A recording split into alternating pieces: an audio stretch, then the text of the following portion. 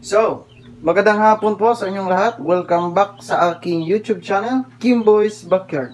So, sa video na to, ituturo ko sa inyo dapat nyong gawin papatungkol sa pag-hatch ng itlog. At ituturo ko yung tama at saka mali, para nang sa ganoon ay ma-aware kayo sa pag-hatch ng itlog. Okay, so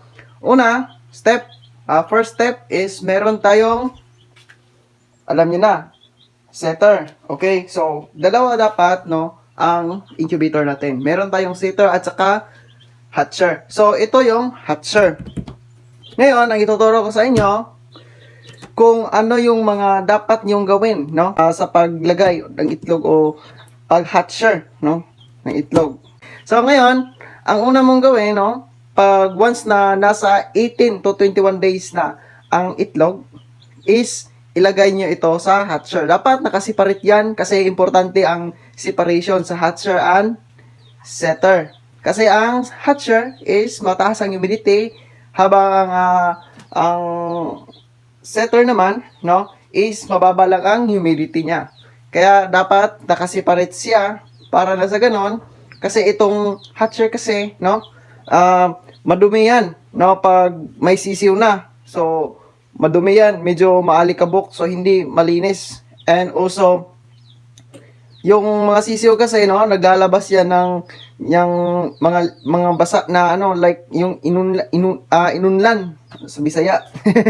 Basta, makikita nyo lang yan sa pagpisa ng itlog, Pero matutuyo naman yan. Pero kailangan parang linisan para walang dumi sa loob ng hatcher.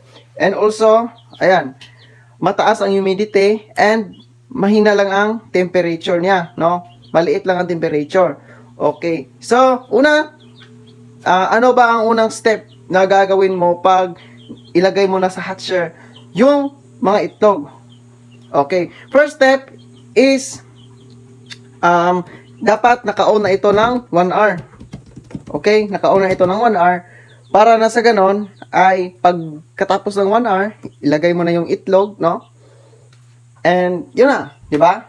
Pero bago mo ilagay yung itlog, syempre, ang una mong gawin, yung itlog dito, before mo yan ilagay sa loob ng hatcher, is basain mo lahat ng tubig.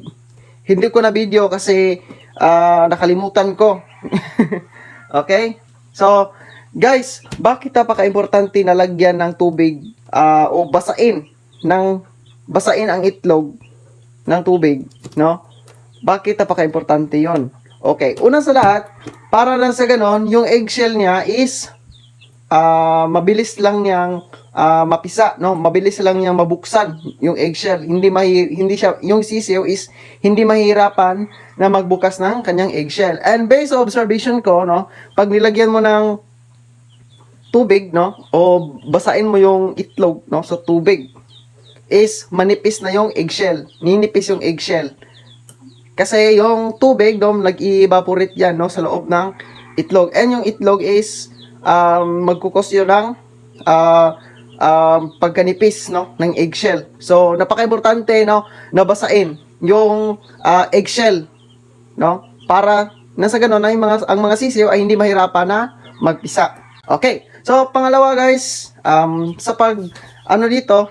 sa pagpasok ng itlog dito, before kayo magpasok, di ba? Kailangan yung painitin ng 1 hour ito para sa ganun ay ready to process na. So, may katanungan kayo, o ako. Ilan ba ang temperature, ng hatcher? Okay.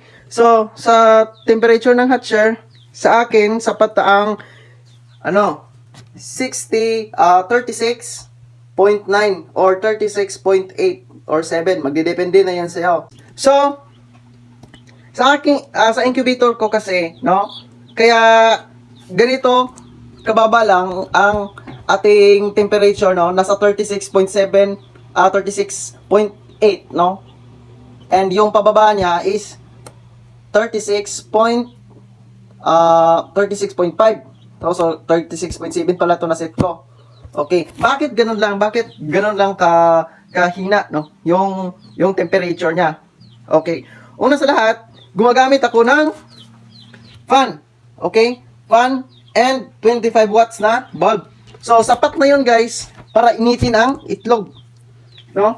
Sapat na yun para makuha mo yung temperature na kakailanganin sa itlog. So, sa temperature ng itlog, no, napaka-importante yon na maset mo ng maayos yung incubator. Kasi pag once na, for example, ikaw, nag-incubate ka ng itlog, then wala kang fan, no, hindi mo malalaman yon kung anong temperature, no, ano yung setup na gagawin mo. Pero sa akin, no, gumagamit talaga ako ng fan. Una, ang napaka-advantage talaga sa paggamit ng fan is mabilis lang siyang mag-off, no? Hindi lang 'yon. Okay? Yung init kasi mabilis mag-circulate. Unlike sa itong setter ko. Kasi itong setter ko, bulb lang yung ginagamit ko. Then dalawang bulb, no, na nilagay ko sa loob. Kasi hindi pwede na isang bulb lang. Kasi merong reason 'yan. Ang reason niyan is pag isa lang ang bulb, no, isa lang ang focus ng init, no? Hindi mainitan dito or hindi mainitan dito. Kung sa gitna ko ilagay, malamig dito, tapos maraming itlog ay ilalagay ko. Let's say for example, 80 eggs. 80 eggs kasi yung maximum na nalalagay sa dito, no?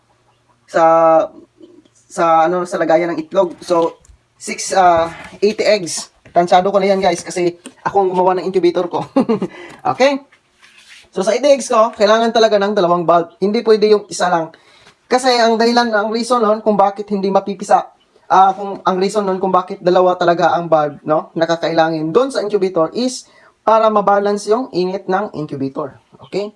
So dito, anong reason kung bakit isa lang ang bulb, no, ang kakailangin pag once na may fan. Okay, ang fan, ang advantage ng fan kasi guys is nagsisirculate yung init, no? Kahit isang bulb lang yan.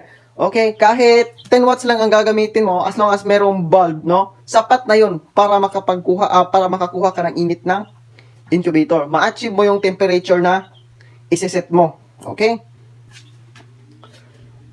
So, yan guys. At ito pa, meron pang mga katanungan, no?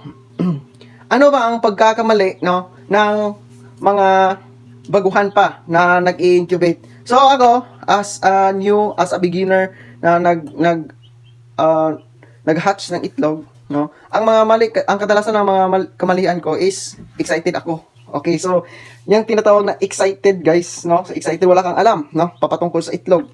So ang ginagawa ko kasi noon, no, for example, nagka-crack yung itlog, no, and yung time na yan is papakita siya na buhay siya. Okay, yung sisiyo, nagpapakita na buhay siya.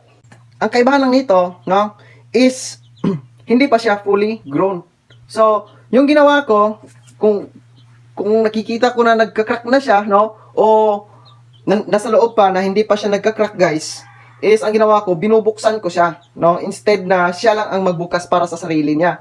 So, ang mangyayari dyan, mamamatay, no?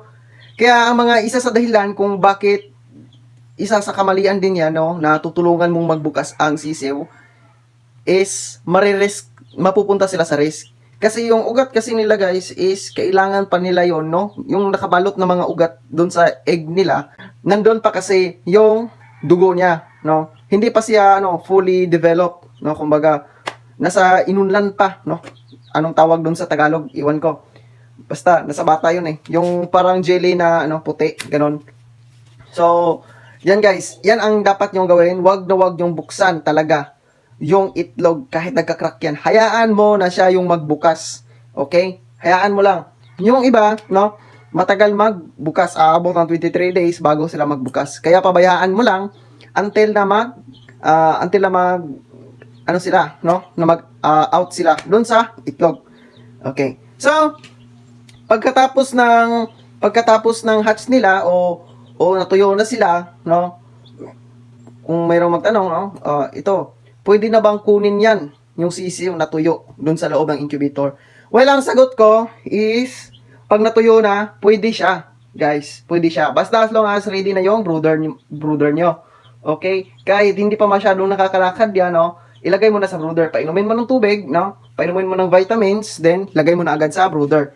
Kasi, pag natuyo na siya, no, hindi na siya basa, no, wala na siyang basa, as in, wala na siyang basa, then, nakakalakad na siya ng maayos, ilagay mo na sa brooder. And, nakakatulong din yung sisiyo sa paglabas agad, para nasa ganun hindi sila hihingalin. Okay? So, balik tayo. Wag niyo buksan yung itlog, no, na nagka-crack pa lang. Kasi napaka-importante yun sa itlog na mag-take time siya na mag-develop yung sisiw. So, napaka-importante yun, guys. Okay? So, maraming salamat po sa mga nanonood. Hanggang sa muli. Okay? Thank you. Please subscribe and share my content, guys, para sa information. Kasi marami pa akong ituturo sa inyo with my experience and also yung mga advice din sa mga nag-aalaga din ng mga chickens na napulot ko din and ituturo ko din yan sa inyo. Thank you, guys, for watching.